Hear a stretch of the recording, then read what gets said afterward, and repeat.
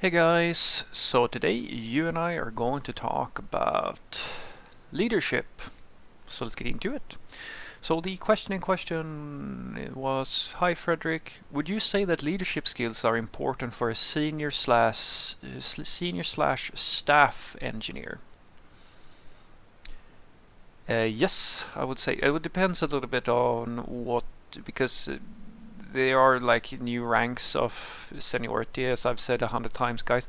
You've used the senior term so much now that we don't have like it doesn't mean what it used to mean anymore. Now we have staff engineer and principal engineer, and we have ranks of that too. Like it's just we're coming up with a whole new way of, well, I wouldn't say a whole new way. It's just basically it's basic inflation. This thing that used to mean you know everything is now just means that yeah, you've worked for a certain amount of years, because it's what people usually do. They hijack the term, and it starts diluting its value.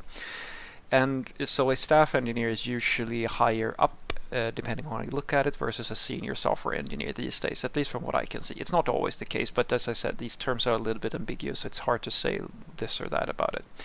But if we're talking about an individual who is like at the higher levels of a software company, then yes, leadership skills are going to be more important.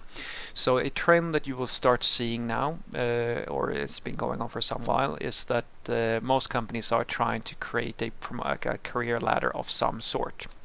Now, because the realizations that most companies in IT have had is that the traditional, like the classic career progress that you see within most companies, which is that you start as a worker and you work yourself up to a management level, is not so healthy for the IT companies these days, because basically what that means is that you will not provide technically gifted people who want to focus on the engineering with any reason to stay within your company, which is bad for you. And it's also not great if everybody's turned into a manager, because you're losing technical people, which is, as I like to say, it's like the raw material of everything. If you don't like everything, your entire IT business, it's like, it's like the raw, it's like a furniture factory not having any wood, or like a mine, like not having metal for iron work or making steel or stuff like that. Like it's the minds of your engineers. This is the raw material, right? So if you're trading that for management people at all levels, you're going to lose your resources. Because it's very difficult it's a very, very scarce resource, and it's very difficult to replace very gifted software engineers. And so the thing that usually happens now, though, is that companies have started to realize that we can't just have technically gifted, because that doesn't work either. You can't just endlessly add more levels and have people only focus on the coding. Because at some point, as I've said before, guys, even the world's most gifted software engineer will reach a physical limit where you can no longer actually produce more value as a single individual.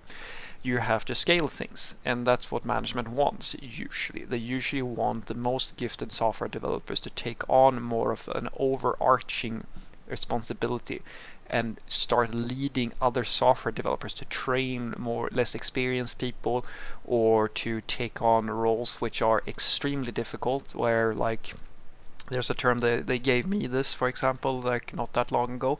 It's called a quote unquote technical product manager, and that basically means that the product that I took over, like the responsibilities that I took over, is so now my role is like a hybrid between, like, I basically do all the coding, but I also do the entire roadmap and like set the future of the project and do all the product meetings and stuff like that. And the reason or the motivation behind it was that the management realized that like we can't put a regular product manager on this, because in order for you to be effective at this, you have to have a fairly technical understanding of what you're doing, and you also have to have it, because it's a product that is consumed by other developers as well, which means that if you don't know the struggle, so to speak, of the software developers, you don't really know how to fix anything, so you're going to be very ineffective at it. This becomes more and more common, where you, as a software developer, the more experience you get, the more you realize that you're going a little bit like you're moving slightly from just coding on stories to basically leading other coders. You're still a software developer. You still, like, I mean, I still do tons of coding every single day, but my responsibilities is not just to do the coding. It's also about coaching people, showing them like things that, you know, a little bit like what we're doing here on my little channel here, where, you know, I've done a lot of stuff, and so my role is not just to sit in my own corner and just code away. It's also about sharing what I know and sharing my perspective, because that perspective usually has some experience behind it, which usually benefits the overall, like the education of people who may not have been doing it for as long, or so forth and so forth. And this is something that actually these career ladders starts to incorporate. More and more of them are going to be like, the higher up you get, the wider your skill set will be, like that, the wider the requirements will be. You will find that you will only get so far on pure coding skills, and then further up they're going to ask you to run initiatives, have good relationship with certain stakeholders, etc., etc. So you might not turn into a pure manager anymore, but your leadership skills are going to be a factor in how far up the ladder you can get. And of course, you don't have to get to the highest levels. You can stay with just the coding, but in many cases you won't be able to get to like the really high salary brackets or the top levels within an IT company without any leadership, because as I said, basically any company will want, basically all of them at the very least, will want you to be able to scale yourself in some fashion. And that's, I think, a very good way of dealing with it. I think this is a healthier, it's a better way, in my personal opinion, than the classical you hire a manager, because at least this way you're basically grooming software developers who really know the industry into becoming leaders of the company, and in turn basically managers. And I hope that this sort of trend will continue, so that we can replace the the average I don't actually know anything about software manager for people who have been like at least coding for a while, and now wants to take on a more management or leadership types of role. And as I said, there's ranges to this, guys. You don't have to give up the coding just because you go higher and higher and you need to start doing leadership. You can go all in, if you will, but you can still do these hybrid things, like me, for example, where, well, now I have like 3 different jobs. So I spend my time in a fairly equal fashion now between coding, coaching and leading, and then doing product management and things like that. So there's many combinations depending on what your needs are. So what I want you to take away from this is that yes, leadership is going to be a very important factor for you when you become a more senior experience, at least if you want to get to the highest levels that you can get to within IT. More and more companies are adopting so-called career ladders, where they start off with a set of skills and areas that you need to improve in, and it's becoming more and more common that you have soft skill level types of requirements on you when you get to the higher levels. It may not be as much as a junior, but it becomes more important as the more you grow, because as I said, when you get to be really, really, really experienced, most companies who are going to compensate you want to see that grow within the overall organization.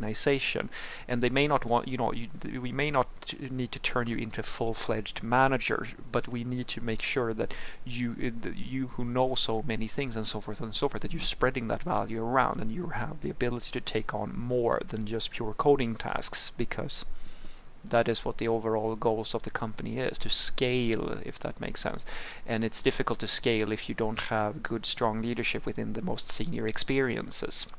So usually people start betting on this more and more, and it is going from something that was nice to have to more and more becoming a requirement. And at least in the last few companies that I've worked in over the past few years, they've all had a career, they've all created a career ladder, and they've all had requirements for staff, engineers, seniors, and so forth on social skills, soft leadership, like initiatives, and all of this sort of stuff. So I would say that it's getting to a norm at this level. Have a great day.